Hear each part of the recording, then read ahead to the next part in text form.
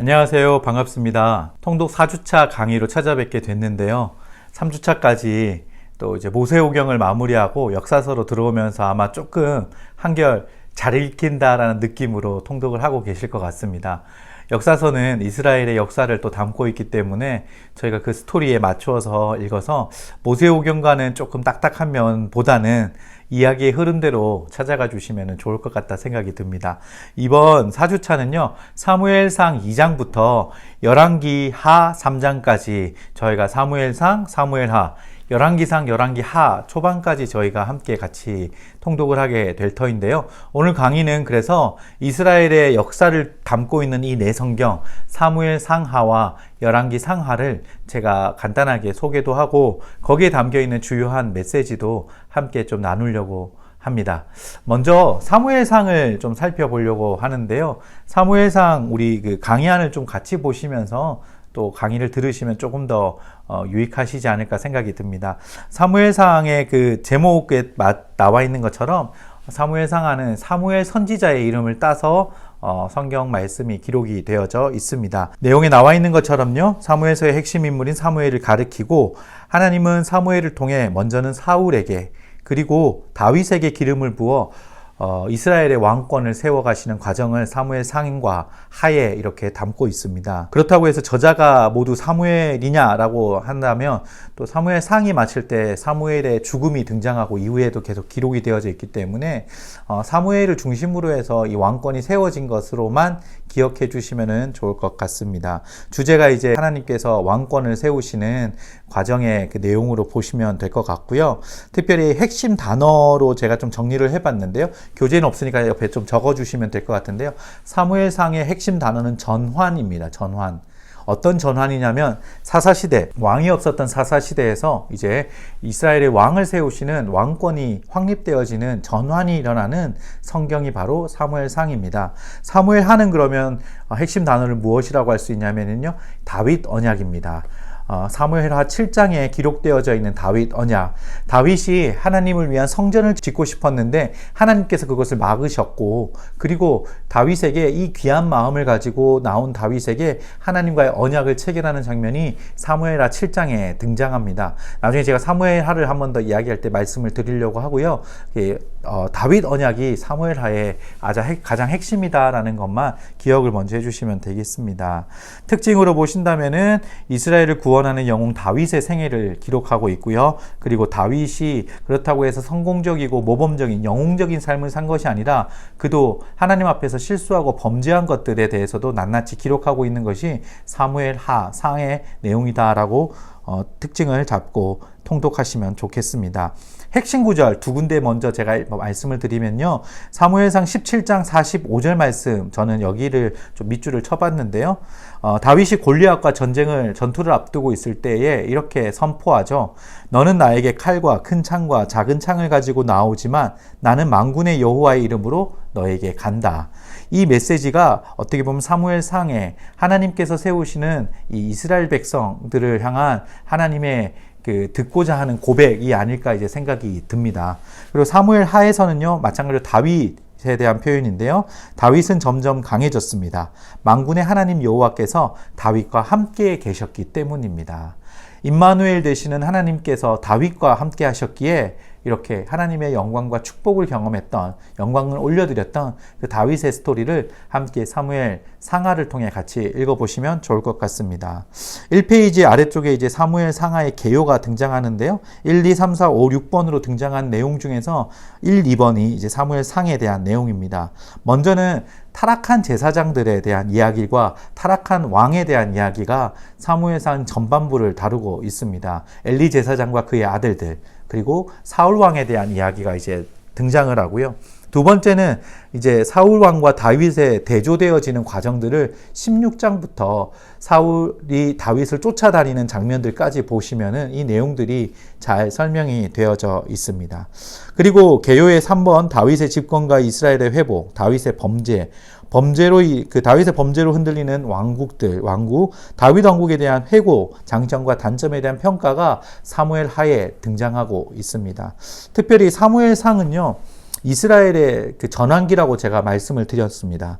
그래서 처음 세워진 왕은 실패로 끝이 납니다. 둘째 왕 다윗은 사울의 심한 질투 속에서 고통을 당하지만 성공하는 왕으로서 기록이 되어져 있습니다. 사무엘상은 사사시대와 사울 치하 때부터 왕국이 성립되어지는 시기까지 연결시키고 있습니다. 그것은 사무엘의 탄생과 부르심과 사역을 기록하고 있고, 그리고 사울이 왕으로 기름 부음 받고 결국 왕위에서 밀려나는 것을, 그리고 목동인 다윗이 왕으로 기름 부음 받고 또 그가 도망자로 방황하는 것, 사울이 그의 아들 요나단의 죽음, 이 모든 것들이 기록되어진 성경이 바로 사무엘상 말씀입니다.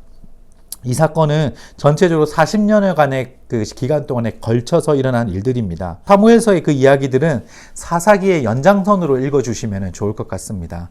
사무엘은 왕정을 수립하는데 하나님께 쓰임을 받은 마지막 이스라엘의 사사입니다.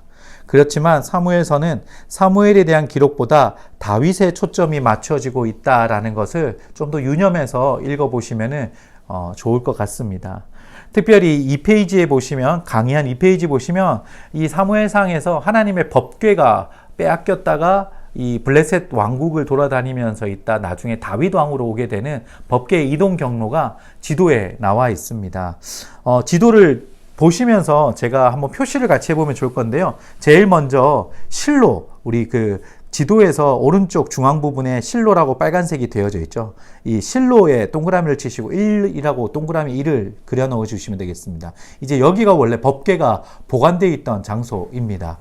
여기서 이제 사울 왕이 법궤를 가지고 나아갈 때 하나님이 우리와 함께 하셔 승리한다라는 그 형식적인 부분에 너무 이제 심취한 나머지 블레셋과 주변 나라들과 전쟁을 할 때마다 법궤를 들고 나아가는데요. 2번 에벤에셀에 동그라미를 치시고 2번이라고 적어주시면 되겠고요. 에벤에셀, 이스라엘이 진치고 있던 그곳으로 법궤를 가지고 오게 되죠. 그리고 쭉 내려와서 지중해 쪽이죠. 왼쪽 편 앞 밑에 아스돗이라고 3번이 있습니다. 이제 여기서 그 블레셋에서 먼저 아벡이라는 지역에서 이제 법궤를 뺏기게 되고, 그리고 아스돗이라는 블레셋 지역으로 법궤를 그 블레셋 사람들이 옮기게 되는데요. 이때 다곤 신상의 머리와 손목이 끊어지는 사건이 일어납니다. 하나님의 그 법궤가 승리하는, 그들의 신보다 더 위대하신 하나님의 그 법궤의 영광을 먼저 이방인들이 경험을 하게 되죠. 4번은 화살표를 따라 가드로 가셔서 동그라미를 치시면 되겠고요. 그리고 그 바로 위에 에글론 5번. 그 다음에 베세메쉬라고 적혀 있는데요. 6번. 길랏 여리암 7번. 그리고 여기 나와 있지 않은데 기브아 밑에 그렇게 그냥 8번에서 적어주시면 되겠는데요. 오벳 에돔. 이제 이스라엘 땅으로 넘어와서 오벳 에돔의 집에 한동안 머물게 됩니다. 나중에 이제 사무엘 하에서 읽으시게 될 거고요. 마지막 예루살렘 밑에 9번 다윗성이라고 적어주시면 되겠습니다. 그래서 순서대로 보면 실로, 에벤에셀, 아스돗, 그 지도에 나와 있는 대로입니다. 아스돗, 가드, 에글론, 베세메쉬, 길랏 여리암, 오벳 에돔, 다윗성, 이렇게 볼 수가 있고요. 예전에 이제 제가 이 과정들을 신대원 시험을 준비할 때 외웠던 방법이 있는데요. 그냥 짧게 앞에 것들을 따서 실로, 에벤, 아가이그, 백기오다 이렇게 외웠었습니다. 한번 첫 자만 이렇게 동그라미 치시면은 따라서 보실 수 있을 것 같습니다. 그래서 지도 밑에 강의 안에 이렇게 굵은 볼드체로 나와 있는데요. 제가 한번 한 문장 읽어보겠습니다. 블레셋은 하나님의 궤를 빼앗아 갔다고 생각했으나 실상 하나님의 궤는 블레셋 지역을 승리하며 통과하신다. 옮기는 곳곳마다 족족 하나님의 그 승리와 영광이 드러날 수 있는 사건들이 계속해서 일어나게 됩니다. 밑에 이제 삶의 두 길 해서 사울과 다윗을 비교해 놓은 표가 있는데요. 사울과 다윗의 비교표를 나중에 한번 천천히 보시면서 하나님의 신실했던 다윗과 왕으로 세워졌지만 하나님을 떠났던 사울의 모습을 한번 비교해 보셨으면 좋겠습니다. 그래서 사실은 이 사울을 우리가 묵상하면서 아이고 안타깝다 이렇게만 마음먹을 때가 있는데요. 통독하시면서 사울의 행위가 어떤 행위인가를 한번 잘 보시면 좋겠는데, 제가 예전에 강의를 준비하다가 어떤 한 신학자가 이렇게 사울을 표현하더라고요. 사울은 단순히 불순종의 죄를 지은 것이 아니라 반역의 죄를 지었다라고 표현을 하는 것을 제가 읽은 적이 있습니다. 그러면 순종과 불순종, 반역의 차이점이 무엇일까요? 순종은 일단 하나님의 말씀을 따르는 것을 우리가 순종이라고 한다면, 불순종은 따르지 않는 것을 불순종이라고 할 수가 있습니다. 반역은 무엇일까요? 반역은요, 단순히 하나님의 말씀과 그 율법을 순종하지 않은 것이 아니라 자기 해석하는 것입니다. 반역이란 말은 내가 하나님의 말씀을 자기 해석해서 그것을 가지고 지키는 것. 실제로는 하나님의 말씀을 지키지 않은 것인데 자신은 하나님의 말씀을 지키고 있다라고 착각하는 것입니다. 그래서 사울은 이 반역의 행위들을 하게 되는데요. 세 가지 실수가 이제 성경에 기록이 되어져 있습니다. 첫 번째는요, 사무엘상 13장에 기록이 되어 있는데요. 사무엘 제사장 없이 제물을 드린 것. 14장에는요, 금식령에 절제 없이 금식령을 아주 그냥 자기가 선포해버리고 아무런 그것 없이 마지막에는 힘드니까 그냥 해제해버리는 그런 무책임한 행동들을 14장에서 보여주게 됩니다. 그리고 15장에서는요, 진멸하라는 명령을 자기식으로 해석하죠. 취해야 될 물건들을 자기가 좋은 것들을 취했을 때 나중에 사무엘 선지자가 와서 다 없애버리라고 했는데 왜 취했느냐라고 물었을 때 사울 왕은 이게 좋은 것들 남겨놨다가 나중에 하나님께 제사 드리려고 그랬다. 이렇게 핑계를 대죠. 이게 반역의 행위인 것입니다. 하나님 명령과 다른 행동을 걸으면서 나는 하나님의 말씀을 지키고 있다라고 생각하는 것이지요. 그래서 제가 아까 말씀드렸던 대로 반역된 삶을 네 가지로 정리를 해본다면요. 계명을 재해석해서 죄를 깨닫지 못하게 됩니다. 두 번째는요. 책망을 받을 때 다른 사람을 비난함으로 자신의 과오를 전가시킵니다. 세 번째로 자신과 다른 사람들 간의 대화를 중시할 뿐 하나님과의 사이의 그 죄는 깨닫지 못하게 되는 것이 반역을 저지르는 모습 속에서 등장하는 특징입니다. 마지막으로 하나님께 불순종한 사실보다 개인적인 손실을 더 슬퍼하고 아까워하는 것이 반역된 삶의 특징입니다. 그래서 자기중심성의 극치를 보여주는 것이 반역의 죄인데요. 사울 왕은 그 중심에서 그러한 모델로서 아주 잘 보여주고 있는 장면들이 사무엘상에 등장합니다. 그래서 우리가 이 사울 왕을 보면서 순종에 대한 의미를 정말 제대로 한번 생각해 보셨으면 좋겠습니다. 하나님께로 돌아가는 삶. 하나님께로 나아가는 삶이 무엇인가? 순종은 히브리어로 슈브라는 단어로 표현이 됩니다. 이것은 돌이키다라는 뜻입니다. 단순히 반성하고 그친다가 아니라 돌이키는 것입니다.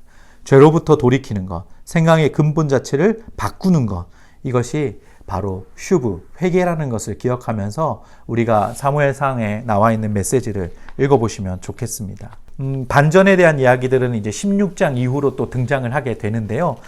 사무엘 하로 가시면은요, 이제 사울 왕이 죽고 다윗, 요다나도 이렇게 죽게 되죠. 이제 다윗이 자신이 그 군사들과 함께 그 이스라엘의 지파들과 그리고 또 다른 나라에 빼앗겼던 지역들과 전쟁을 통해서 회복하는 과정을 이제 사무엘 하에서 기록을 하고 있습니다. 특별히 사무엘 하는 다윗 왕권에 대해서 기록을 합니다. 그래서 40년간 통치하는 다윗에 대한 설명들과 내용들이 나와 있는데요. 먼저 그가 유다에서부터 통치가 이루어집니다. 첫 번째 수도를 헤브론에서 시작을 하고 있고요. 그리고 북쪽, 이스라엘의 북쪽 지파들까지 확장을 합니다. 잠시 분열되었던 이스라엘 다시 통일하고 온 이스라엘의 왕으로 다스리게 됩니다. 그리고 하나님의 언약궤가 예루살렘에 입성하는 장면이 이 사무엘 하에 기록이 되어져 있습니다. 다윗이 기뻐 춤을 추고 또 그 춤을 보며 왕비였던 미갈은 비웃는 장면이 또 등장하죠. 그리고 이 책에서는 다윗과 맺은 하나님의 언약, 그의 실패와 밧세바의 그 간에 간음하는 죄, 담대히 예언하는 그 나단 선지자와 제사장 사독이 등장하는 장면까지 사무엘 하에 기록되어져 있습니다. 다윗과 밧세바의 그 범죄 이후에 다윗은 순환의 시대를 맞이하게 됩니다. 그의 아들 압살롬의 반역 사건, 그리고 다윗은 인구조사의 죄로 인해서 이스라엘 백성 전체가 재앙을 경험하는 사건이 등장합니다. 그렇지만 사무엘하는 그렇게 다윗의 이야기로만 끌고 가지 않고 소외된 사람들의 이야기도 간간히 이렇게 기록이 되어져 있는데요. 가난하고 소외된 자, 특별히 장애를 가졌음에도 불구하고 하나님의 따뜻한 감동적인 이야기가 다윗과 무비보셋 사건 9장을 통해서 들려주고 있다라는 것도 사무엘 하의 특징이라고 할 수가 있습니다. 특별히 사무엘 하는 7장을 중심으로 읽어보신다면 좋을 것 같습니다. 다윗 언약이 기록이 되어져 있는 이 메시지가 어찌 보면 하나님과 다윗 간의 가장 큰 핵심이다라고 보시면 되겠는데요. 여기서 두 가지 큰 언약을 하나님께서 약속하십니다. 다윗 왕권이 절대로 무너지지 않는다라는 약속입니다. 그래서 나중에 남쪽 유다의 나라가 분열되었을 때도 남쪽 유다는 왕권이 다윗의 왕조대로 쭉 흘러가게 됩니다. 두 번째, 메시아가 다윗의 자손으로부터 태어나실 것이라는 약속입니다. 이렇게 하나님께서 하나님이 신실하신 약속을 사무엘하 7장에 다윗과 함께 체결하시는 모습을 보실 수 있을 것 같습니다. 이렇게 다윗에 대한 이야기들이 기록이 되어져 있는 것이 사무엘하의 마지막이라고 보시면 될 것 같고요. 이어서 저희는 열왕기상을 함께 볼 것인데요. 강의 한 3페이지를 함께 보시면은 열왕기 상하를 요약해 놓은 내용들이 있습니다. 제목은 고대 그 이스라엘의 왕국 시대를 기록하고 있어서 열왕들에 대한 이야기다라고 보시면 되겠습니다. 다윗과 솔로몬 이후에 남유다와 북이스라엘로 나누어진 이스라엘의 분열 왕국의 역사가 열왕기 상하에 기록이 되어져 있습니다. 저자도 특별히 누가 이 책을 기록했다 밝히고 있지는 않지만은 고대 유대교의 전승에 따르면은 예레미야가 이 열왕기서를 기록한 것이 아닐까, 후대에 기록한 것이 아닐까 이렇게 설명하고 있습니다. 예레미야는 이제 거의 멸망의 시기, 이스라엘이 멸망하는 그 시기에 활동했던 선지자이거든요. 그래서 이런 부분들을 천천히 곱씹어가면서 기록을 했다라고 생각합니다. 특징적인 면을 본다면은 바람직한 왕, 성지자, 그리고 백성들의 모습의 그 모습들이 신명기에 나타난 율법에 근거하여서 설명되어지고 있습니다. 이게 왜 중요하냐면요, 단순히 나라를 부강하게 만들고 부유하게 만들었다라는 것에 초점이 아니라 하나님의 말씀과 언약을 지키는 선왕들에 대한 이야기들이, 그렇지 않은 악한 왕들에 대한 이야기들이 기록이 되어진 것입니다. 그리고 이스라엘과 유다 왕들의 역사가 연대기 순으로 교차로 등장합니다. 그리고 모세 이후 구약 어느 시대보다 하나님의 기적이 많이 나타나고 있는 엘리야와 엘리사의 시대가 이 열왕기서에 기록이 되어져 있습니다. 열왕기상 8장 56절 57절이 열왕기상의 핵심의 말씀이라고 보시면 될 것 같고요. 열왕기하는 13장 23절의 말씀을 핵심으로 봐주시면 좋을 것 같습니다. 열왕기상의 핵심 단어는요, 왕국의 분열이라고 할 수가 있고요. 열왕기하의 핵심 단어는 멸망과 포로라고 기억을 해주시면 좋을 것 같습니다. 3페이지 밑에 이제 개요가 등장을 하는데요. 6번까지가 이제 열왕기상에 대한 내용입니다. 솔로몬이 등장을 하고 솔로몬이 타락하는 장면들까지도 기록이 되어 있고, 그 이후에 왕국이 분열되고 남유다의 왕국의 왕 아미암과 아사왕, 북이스라엘의 왕 나답에서 아합까지, 엘리야와 아합 사건, 그리고 여호사밧과 아하시아의 이야기들이 열왕기상에 기록이 됩니다. 7번부터 15번까지는 이제 열왕기하에 대한 기록인데요. 쭉 내용을 보시면은 이제 중간에부터는 17장 이후부터는 북이스라엘의 왕국의 멸망과 남유다 왕국의 멸망까지 기록되어져 있습니다. 그래서 그 다음 페이지 강의 안에 보시면 도표로 이스라엘 왕들을 설명하고 있는데요. 도표를 잠깐 보시면은 좌측에 연대가 나와 있고요. BC가 들어가야 되겠죠. Before Christ, 예수님 태어나기 전 1050년부터 쭉 기록이 되어져 있습니다. 그 중간에 가운데 부분 남유다의 왕국, 남왕국의 그 연된 그 왕들의 이름인데요. 남왕국 위에 이렇게 한번 적어 보실까요? 베냐민, 유다, 이 두 지파가 남왕국을 이제 이루게 되죠. 중간에 통일왕국부터 분열왕국 시기에 가운데 부분에 보시면은 진한 색으로 사울, 다윗, 솔로몬, 통일왕국의 이제 연대죠. 밑에 분열왕국으로 진행이 되는데 중간에 이제 선지자들의 그 활동했던 시기에 선지자들의 이름이 등장하고 있습니다.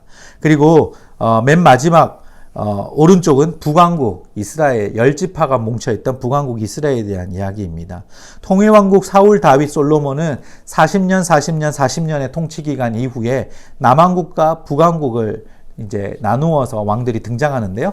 제가 남왕국부터 한번 동그라미를 쳐주시면은 제가 왕의 이름을 말할 때 좋을 것 같습니다. 남왕국부터 제가 왕의 이름을 한번 말해 볼 건데요. 특별히 옆에 별표 모양도 되어져 있으니까요. 동그라미를 그렇게 함께 쳐주시면 되겠습니다. 아사왕, 여호사밧 왕, 그리고 세 번째 줄에 요아스 왕, 네 번째 줄에 아마샤 왕, 그리고 그 다음 줄에 요담 왕, 히스기야 왕, 그리고 두 줄 내려가서 중간에 요시야 왕. 이렇게 동그라미 친 별표 모양에 있는 왕들이 바로 선왕입니다. 하나님을 따르고 하나님의 그 말씀을 지키려고 노력했던 선한 왕들의 이야기고요. 북왕국도 제가 동그라미를 한번 쳐볼까요?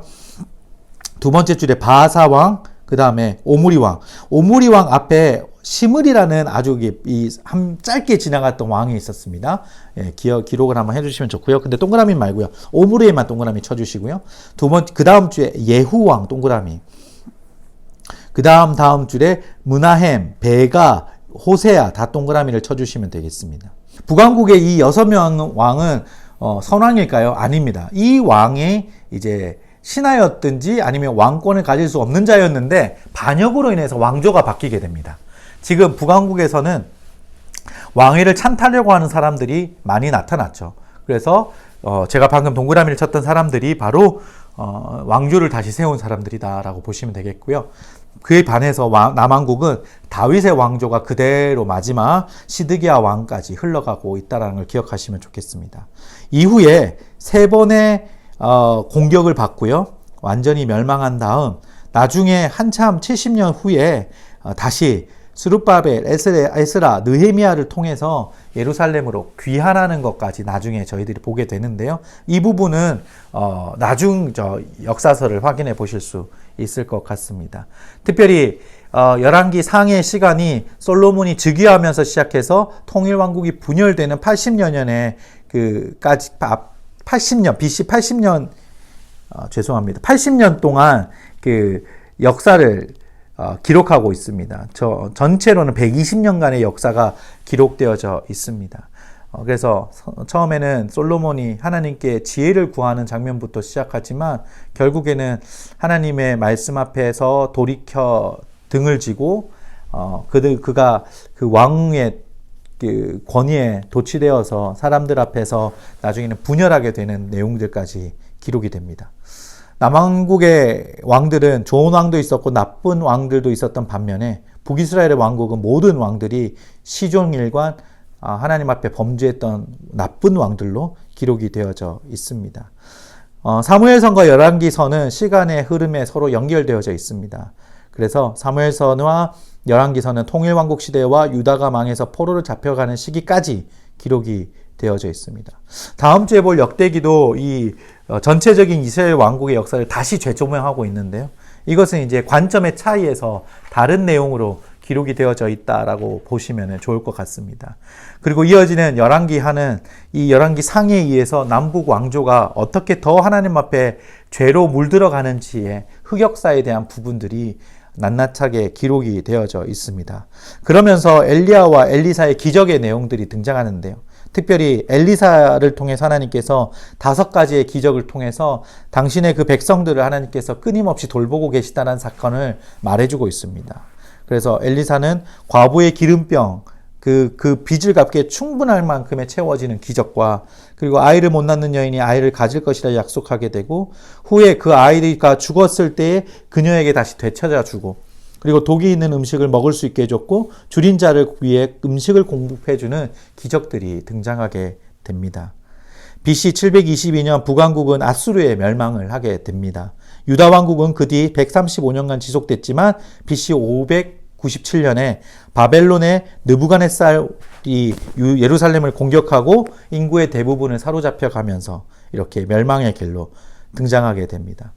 중간에 요시아라는 왕이 등장을 하는데요. 그는 성전을 수리하다가 발견한 율법책을 기초로 해서 개혁하는 장면, 하나님 말씀을 개혁하는 장면까지 흑역사 가운데 마치 빛과 같이 중간중간 등장하는 선왕들의 역사가 또 기록되어져 있는 책이라는 것을 기억하시고 이번 주는 사무엘상부터 우리 열왕기 하의 내용까지 우리가 함께 통독하면서 하나님께서 이스라엘 역사 가운데 함께 계셨고 끊임없이 죄를 범하면서 하나님을 떠났던 이스라엘 백성들에게 하나님께서 어떻게 왕들을 통하여 그리고 보내신 선지자들을 통하여 역사하셨는지를 한번 천천히 통독하는 가운데 하나님의 메시지를 귀 기울여 들으시고 확인하시는 통독의 시간 되시기를 바랍니다.